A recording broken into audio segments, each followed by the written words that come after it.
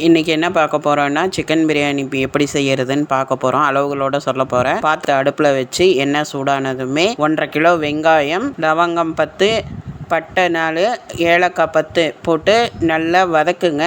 வெங்காயம் நல்லா செவக்க வதக்கணும். 100 கிராம் பச்சை மிளகாய் போட்டுக்கோங்க. போட்டு நல்லா வதக்குங்க. 75 கிராம் மிளகாத்தூள் போடுங்க. மிளகாத்தூள் போட்டு பச்சை வாசனை போகிற வரைக்கும் நல்லா வதக்கிக்கோங்க. இஞ்சி 3/4 கிலோ, பூண்டு 1 கிலோ அரைச்ச பேஸ்ட்டு போட்டு நல்லா வதக்குங்க. சின்ன வெங்காயம் 3/4 கிலோ போட்டு நல்லா வதக்குங்க. கொத்தமல்லி 1 கட்டு, புதினா 1/2 கட்டு, தயிர் 1 லிட்ரு, தக்காளி 1 கிலோ போட்டு பிரியாணி பவுடர் 2 ஸ்பூன் போட்டுக்கோங்க. அதையும் போட்டு நல்லா வதக்கிக்கோங்க. உப்பு போட்டு தயிர் போட்டுக்கோங்க. நல்லா எண்ணெய் பிரிகிற அளவுக்கு வதக்கின பிறகு எடுத்து வச்சுருக்க சிக்கன் 6 கிலோ சிக்கனையும் அது கூடயே போட்டு வதக்கின பிறகு 1க்கு 1.5ங்கிற அளவில் தண்ணி ஊற்றிக்கோங்க.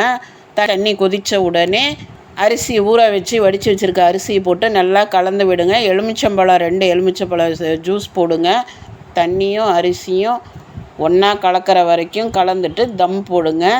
15 நிமிஷம் கழித்து ஓப்பன் பண்ணிங்கன்னா சூப்பரான சுவையான சிக்கன் பிரியாணி ரெடி.